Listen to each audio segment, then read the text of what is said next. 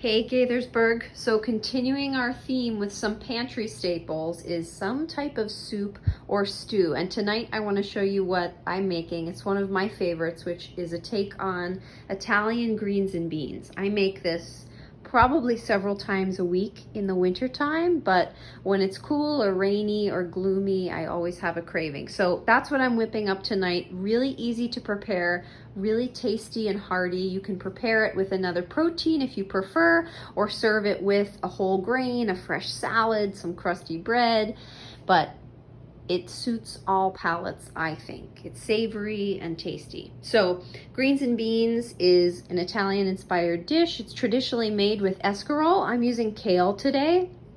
And a lot of versions don't contain tomatoes or tomato sauce, just a broth base and some cheese and fresh herbs. I'm adding tomatoes to mine. I like the richness and the stewiness of that. So this is what you'll need, some type of a hearty green.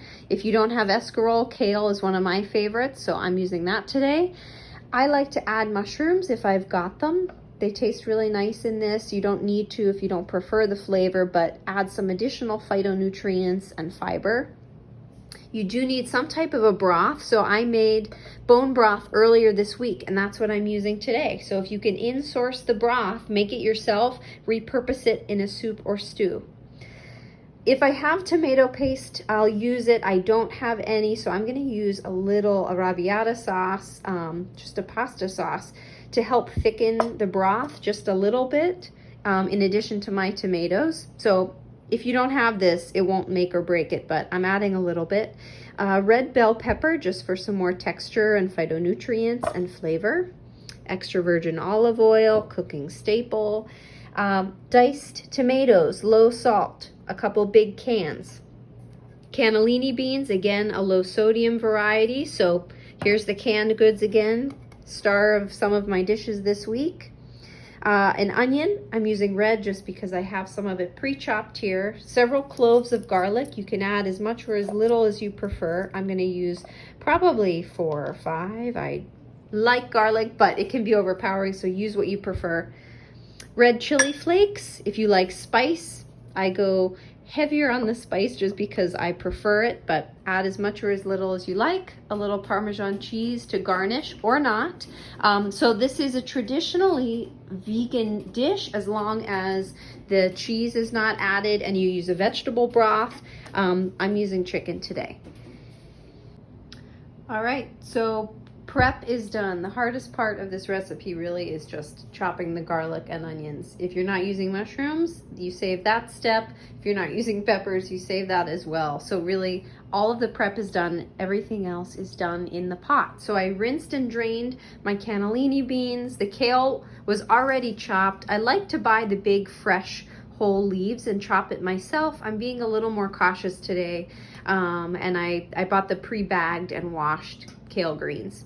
Easy, you can find those in most stores. Everything's ready to go. So my peppers and onions and the garlic will go in first. I've heated the stove to medium heat, and I have a large soup pot with 2 or 3 tablespoons of olive oil. This is a big pot and also a lot of ingredients that I've got. I'm making multiple servings so I can have it throughout the week. So you can pare down the recipe for however much or little you want to make, but I'm making a good bit today, so you'll need the same extra little bit of oil in the pot. So everything's in. I just added the red chili flakes, some black pepper, a little bit of salt, although I like to wait until the very end to taste it. There is residual salt in canned tomatoes and canned beans, and that adds flavor and sodium to the overall dish. So wait until the end and taste it before you add a ton. I added just a little bit here. I turned the heat up, so we're going to bring this to a low boil, and then I'll turn the heat down for it to simmer. Great, so I can smell my garlic.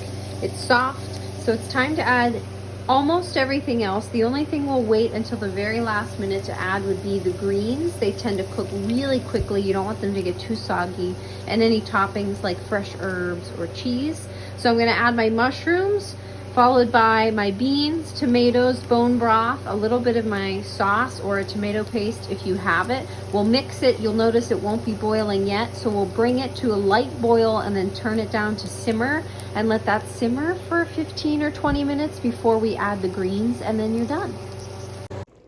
So it probably took 10 minutes or so to get to a boil, and I turned the heat down just a bit, and I'll continue to let it simmer like this so that the flavors really meld together. The beans will release a little bit of their starch to help thicken the broth. I think the longer you let it marinate together, really the better it tastes. This is one of those recipes that always tastes better the next day. But I'll let it cook a little more here, and then I'll add the greens. And I'm gonna add the greens. Last step and you're done. So this doesn't need any real additional cooking. You can turn the heat off actually and just wilt the greens in the broth. It's hot enough. And just cook them until they're just tender and not overly soggy, and that's it. So see how fast the greens become tender and soft? That's really all you want. They don't have to cook much at all. So I've just coated them in the broth, and that's it. I added about 6 cups of greens here, and you can see how much they cook down. So you can certainly add some more if you like. All done.